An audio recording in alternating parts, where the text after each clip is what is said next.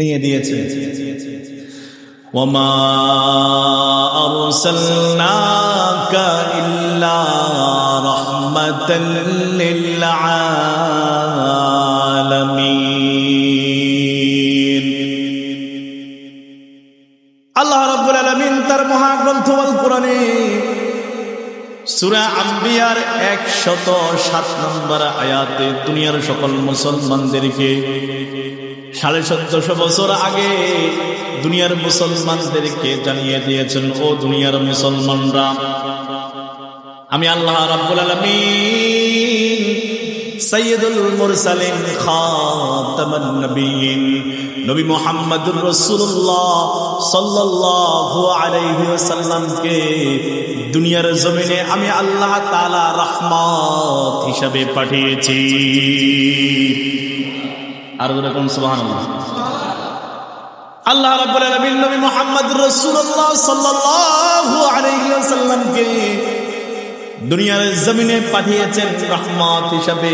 যে নবী দুনিয়ার জমিনে শুধুমাত্র মানুষের জন্য রহমত না, দুনিয়ার জমিনে দানবের জন্য রহমত না, দুনিয়ার জমিনে সৃষ্টিকুলের জন্য রহমত না, বলে যত প্রাণী, যত সৃষ্টি, যত কিছু আল্লাহ তাআলা দুনিয়ার জমিনে পাঠিয়েছেন, সারা সৃষ্টির জন্য আল্লাহ তাআলা নবী মুহাম্মদুর রাসূলুল্লাহ সাল্লাল্লাহু আলাইহি ওয়াসাল্লামকে রহমত হিসাবে পাঠিয়েছেন।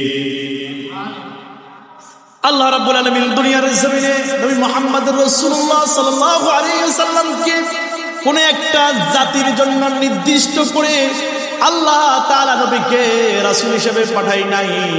নবী মুহাম্মদুর রাসূলুল্লাহ সাল্লাল্লাহু আলাইহি ওয়াসাল্লামকে নির্দিষ্ট একটা স্থানের জন্য পাঠাই নাই, নির্দিষ্ট একটা জাতির জন্য পাঠাই নাই, আরবের জন্য শুধুমাত্র পাঠাই নাই, সারা সৃষ্টিকুল, সারা জাতি, আসমানের নিচে জমিন পর্যন্ত, আদম আলাইহিস সালাতু ওয়াস সালাম থেকে শুরু করে কিয়ামতের আগ পর্যন্ত যত প্রাণী, যত সৃষ্টি, যত জাতি এই দুনিয়ার জমিনে আসবে, যত মানুষ দুনিয়ার জমিনে আসবে, হিন্দু, বৌদ্ধ, খ্রিস্টান থেকে শুরু করে যত প্রাণী দুনিয়ার জমিনে আসবে, বলে সকল প্রাণীর জন্য আল্লাহ তাআলা নবীকে রহমত হিসাবে পাঠিয়েছেন। আল্লাহ রাসূলের জিন্দেগি আমার আপনার গবেষণা করতে হবে, জিন্দেগি জানতে হবে, কেমন নবী দুনিয়ার জমিনে এসেছেন। আমার আল্লাহ রাসূলকে তো কত ধরনের অফার দুনিয়ার জমিনে দিয়েছেন।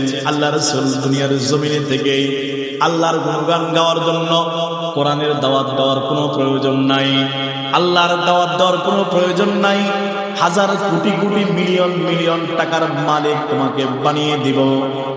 এই পাহাড় সমপরিমাণ যে পাহাড়টা দেখতে পাচ্ছ, সে পাহাড়কে স্বর্ণে রূপান্তরিত করে দিবে। দুনিয়ার জমিনে যাই চাইবা তা তোমাকে দেওয়া হবে। তারপর কোরআনের দাওয়াতকে তুমি বন্ধ করে দাও।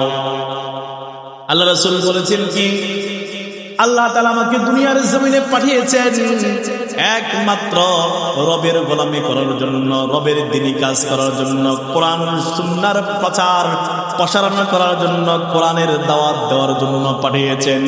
আল্লাহ রাসূল সাল্লাল্লাহু আলাইহি ওয়াসাল্লাম এই তখনকার জাহিলিয়াতের জামানায় দুনিয়ার জমিনে এসে আল্লাহর কোরআনের দাওয়াতকে এমন ভাবে দিয়েছেন, নিজের রক্ত পর্যন্ত মাটির সাথে দিয়ে কোরআনের দাওয়াত দিয়েছেন।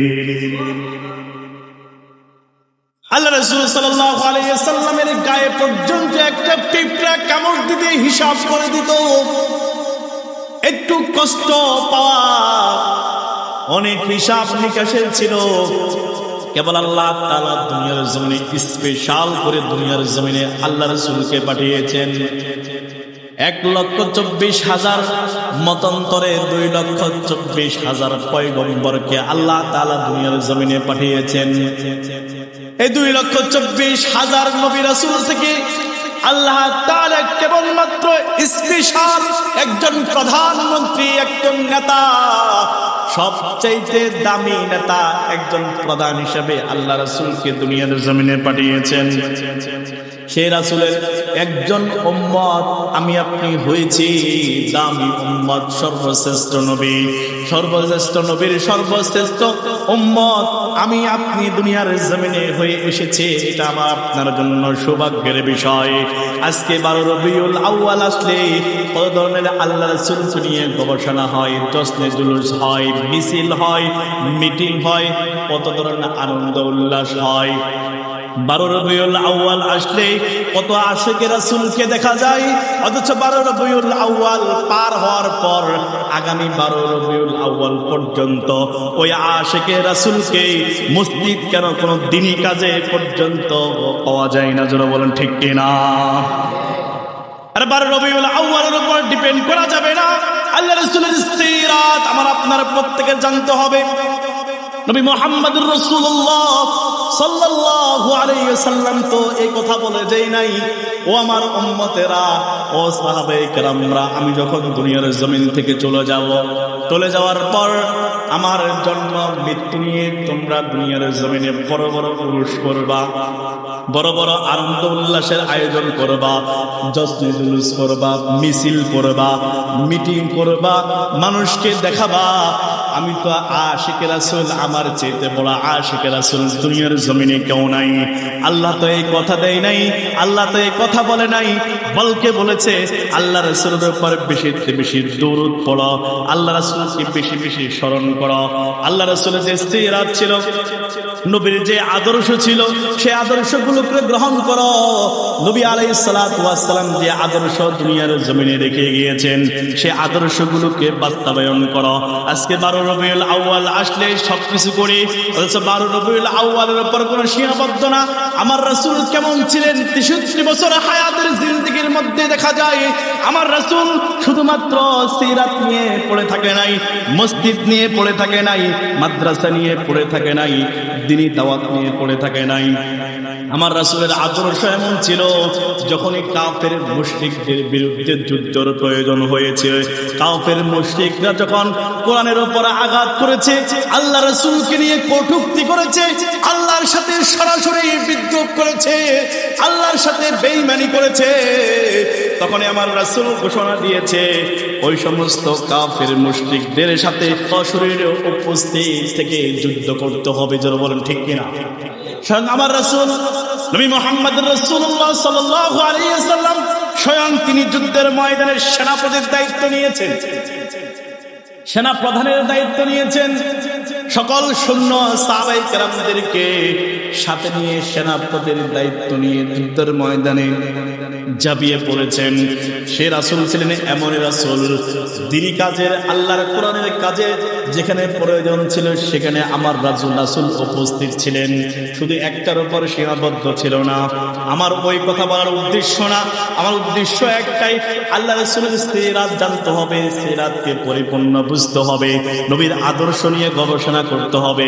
আমার রাসূল 63 বছর হায়াতের জিন্দেগি দুনিয়ার জমিনে কেমন কাটিয়েছেন, এটা আমার আপনার জানার দরকার আছে কিনা? জানার দরকার আছে না? শুধুমাত্র 12 রবিউল আউয়াল আসলে আল্লাহ রাসূলকে কত ধরনের কত প্রকাশ করে আমার চাইতে বড় আশিকে রাসূল দুনিয়ার জমিনে কেউ নাই। এটা সম্পূর্ণ বাটপারি আর বেঈমানি। বলেন ঠিক কিনা? আরে 12 রবিউল আউয়াল আসলে এত আশিকি দরকার